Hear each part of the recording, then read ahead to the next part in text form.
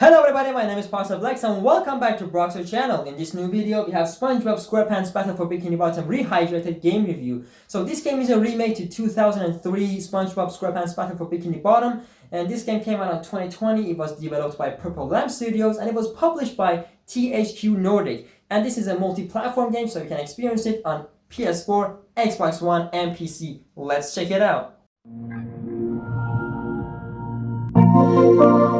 SpongeBob Battle for Bikini Bottom Rehydrated marks the return of one of the most iconic licensed characters to enter the 3D platforming fray. Sadly, this flashy remake feels more like a skin-deep remaster in practice, doing little to fix the issues that plagued the original adventure. Its graphical update is accompanied by some imaginative improvements, but those few bright spots aren't enough to bring Battle for Bikini Bottom's passable but simplistic and heavy gameplay up to the standards you expect from a platformer release in 2020. Especially with remakes like Crash Bandicoot, Spyro Trilogy, or other games showing how a revival like this should be done.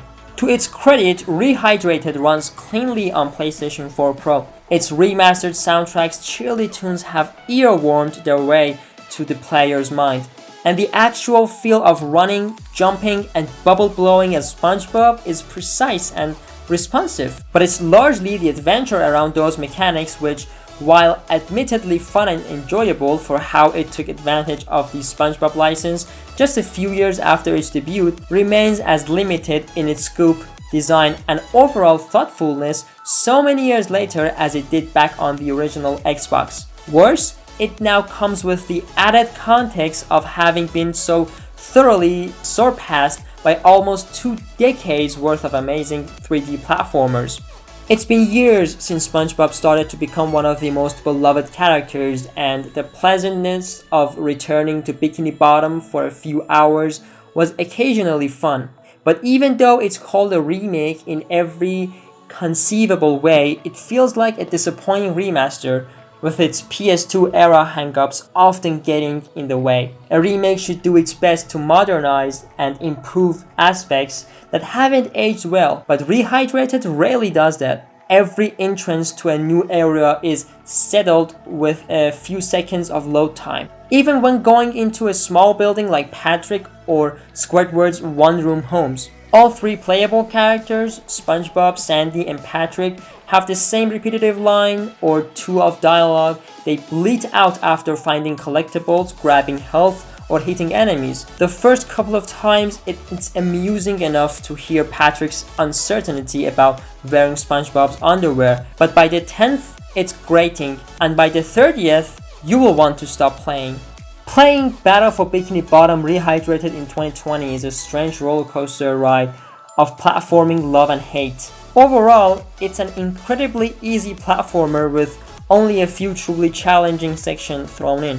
The welcome challenging levels like SpongeBob's Dream is often fun, but there's such whiplash from the rest of the adventure, which they reverts to being simple for its final levels.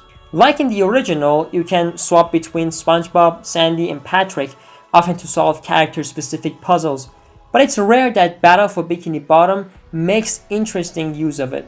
Also, why do I have to keep trudging back to a specific location to switch characters instead of just quick swapping with a button? That adds nothing but busy work, standing as an easy example of something a proper remake could have addressed. In Battle for Bikini Bottom, every level is upfront about how many of each item it holds, and are perhaps overly clear in explaining how to reach every collectible, occasionally robbing the player of the joy of discovering something through their own creativity. And shiny objects, meanwhile, are infinite. So if you are in need of a few thousand more to hand over to Mr. Krabs, just keep intentionally dying and respawning at convenient spots, and you can grind for shinies to no end without consequences. If you're just looking to replay the original Battle for Bikini Bottom adventure to revisit its bright spots, some amusing character interactions, and a romp around Bikini Bottom, then you'll find that intact.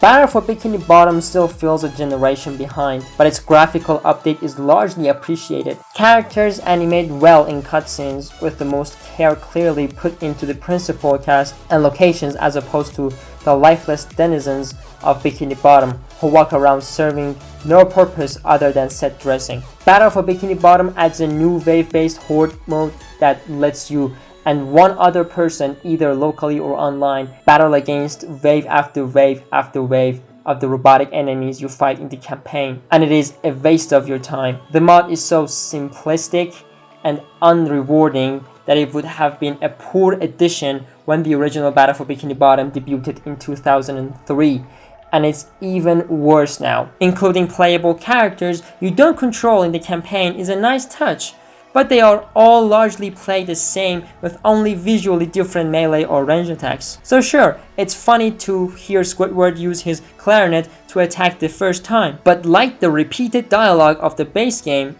it becomes grating after hearing it 10, 20 or maybe 50 more times. And the waves devolve into very little strategy other than mashing attack and crawling swarms of enemies to easily dispatch them with a ground pound. The various attacks of each character really made essentially no difference. The biggest obstacle, more so than enemies, is that every few waves takes place on a different island, and plenty of enemy attacks can knock you in the surrounding water pretty easily. But so long as one player survives a round, you both move on, and both of you dying just resets that wave. There's a little risk in being overly aggressive with enemies, and there's a little other option because the mod itself is so limited. SpongeBob SquarePants Battle for Bikini Bottom Rehydrated makes an argument that if you're going to remake something beloved, it's not worth taking any half measures. Rehydrated revisits of the iconic SpongeBob platformer often does just that, rather than addressing any of the real issues with Battle for Bikini Bottom that could have been tweaked without ruining the spirits of the original. It leaves history intact at the cost of making this a better game, and its problems have only become more noticeable with age and increased competition. There are bright spots that remain fun almost 2 decades later, and there are pops of ingenuity in its reworking, but it does little to stand alongside the best or even pretty good platformer remakes and remasters we've seen this generation. Thank you so much for watching today's video. If you're new to this channel, please consider subscribing and turn on the notification bell. And if you enjoyed the video, please smash the like button and tell me your thoughts on comments. I see you next time in the next video. Peace.